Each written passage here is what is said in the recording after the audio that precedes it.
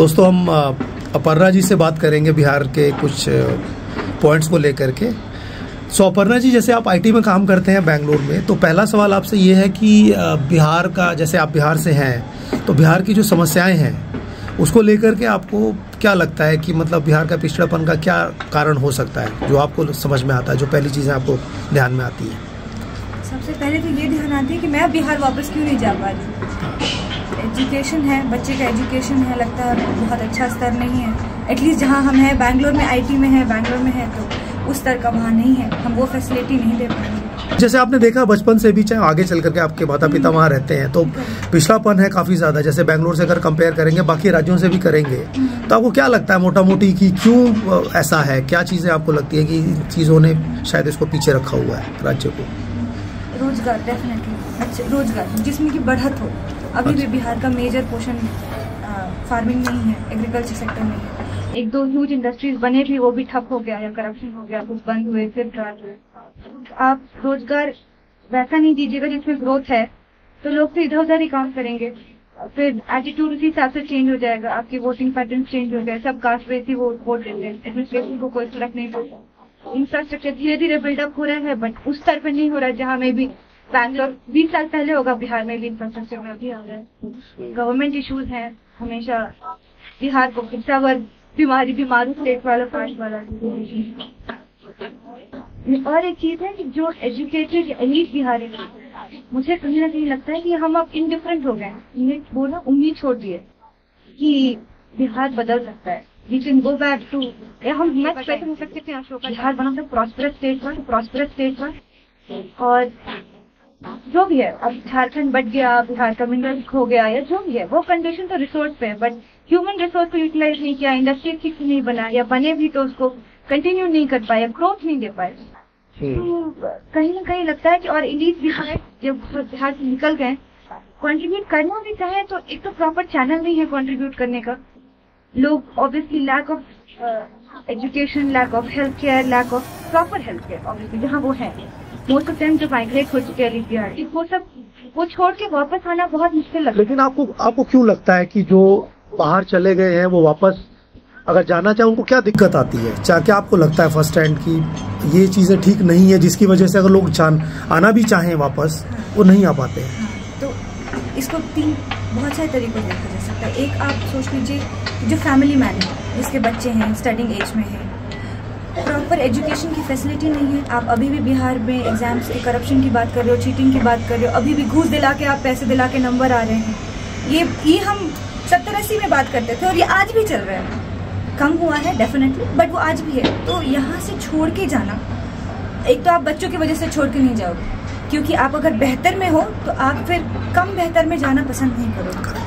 वो फिर आपका रिटायरमेंट प्लान ही होगा कि जब आप वापस जाओगे। सबको जो बाहर है, मोस्टली सबको कहीं ना कहीं खलता है कि यार बिहार में रहने का मन सबको है, लेकिन lack of opportunities, lack of environment, lack of society attitude भी, आपको जो एटीट्यूड है वहाँ पे लोगों का वो अलग ही है वहाँ के लोग। क्योंकि पिछड़ापन खाली एक समाज में रोजगार के नजरिए से, राजनीति के नजरिए से, चाहे जो लोग जो आम जनता है, वो उसका सोच भी शायद उतना डेवलप नहीं हो पाया है, उसी हिसाब से राइट?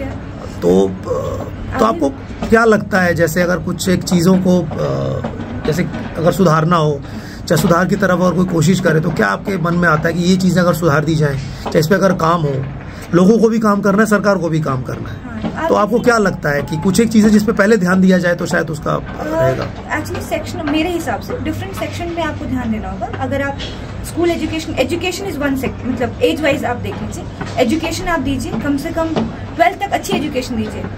आई नो कि गुड कॉलेजेस और इस तरह का जो बाकी स्टेट्स में वो करना अगर मुश्किल है एट अ टाइम, कम से कम 12th स्टैंडर्ड तक। उसके बाद फिर भी आप कोटा भेज देते हैं, फिर भी आप मेडिकल के लिए कहीं भेज देते हैं तैयारी करने के लिए, दिल्ली भेज देते हैं यूपीएससी की तैयारी करने के लिए, या कुछ भी। Education is one sector definitely. उसके बाद वाला सेक्टर जो है आपका इंडस्ट्री।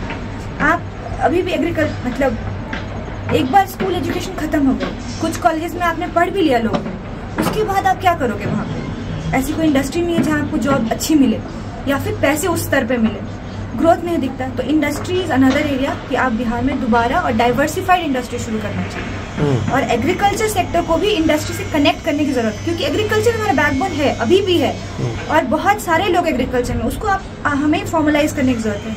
कॉन्ट्रैक्ट फार्मिंग की बात करते हैं हम, फॉर्मल एग्रीकल्चर सेक्टर को भी जैसे कंसोलिडेटेड फार्मिंग की बात कर रहे हैं, उसको फॉर्मल करने की जरूरत है। आप रोजगार दीजिए, जैसे मनरेगा में बात कर रहे हैं कि आप कंस्ट्रक्शन करवा रहे हैं ना, आप पैसे दे रहे हैं, लोगों को नौकरी पर रखकर कंस्ट्रक्शन करवा रहे हैं, फार्मिंग भी वैसे करवाइए, उसको थोड़ा और स्तर बढ़ाइए, कॉन्ट्रैक्ट फार्मिंग करवाइए, लैंड्स को कंसोलिडेट कीजिए। तो बेसिकली उसको भी फॉर्मलाइज करके इंडस्ट्री से जोड़ने की जरूरत है, ताकि वैल्यू एडिशन से पैसे आए। मुझे लगता है पैसे बिहार में इंडस्ट्री की कमी की वजह से नहीं आते। एग्रीकल्चर इम्पोर्टेंट है, लेकिन वो ग्रोथ इंजन नहीं हो सकता, वो आपको प्रोपेलिंग सेक्टर नहीं है, उसका वो 6 महीने का ड्यूरेशन है क्रॉप का, तो वो लेगा ही। आप जब तक उसमें वैल्यू ऐड करके बेचोगे नहीं या उसको वैल्यू चेन प्रोसेसिंग में नहीं डालोगे, वो वहीं का वहीं रहेगा। लोग एक बार ग्रो किए, एक सीजन में बेचे, जितना पैसा है उतना रखे, फिर उसको आपने बढ़ाने की कोशिश नहीं कर रहे हैं। तो आई थिंक इंडस्ट्री नेक्स्ट है। और फिर थर्ड जो है, जो रिटायरीज जो वापस आना चाहते हैं, उनके लिए थोड़ा या तो गेटेड सोसाइटीज हो, अपार्टमेंट्स हो, बेसिकली उनकी सिक्योरिटी हो, ताकि उनको लगे कि वो वहाँ आने के बाद उनको रिग्रेट फील ना हो कि हम क्यों वापस आए। कम से कम टारगेटेड हम रिटायरीज को तो बाहर वापस बुला सकते हैं, ताकि वो कंट्रीब्यूट भी कर सकें, क्योंकि वो वैसे लोग हैं जिन्होंने सारी दुनिया देखी है, समझी है, वो कम से कम कुछ अपना शेयर कर सकते हैं समाज के तौर पर। अगर वही बाहर चले जाएंगे तो वो नॉलेज कभी वापस नहीं आ पाएगा।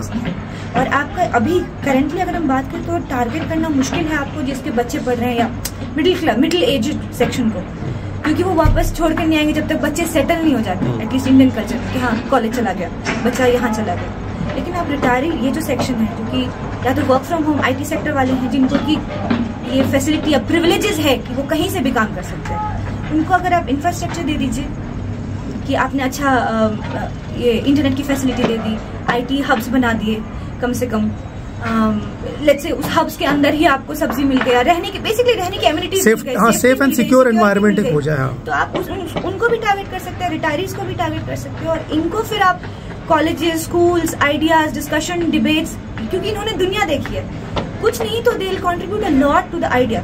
और जो लोकली वहाँ लोग रह गए, उनको ग्रूमिंग में काम कर सकते हैं। आई थिंक वो भी एक इम्पोर्टेंट एस्पेक्ट। वहाँ से फिर लोग बदलेंगे, फिर समाज बदलेगा, फिर राज्य बदलेगा।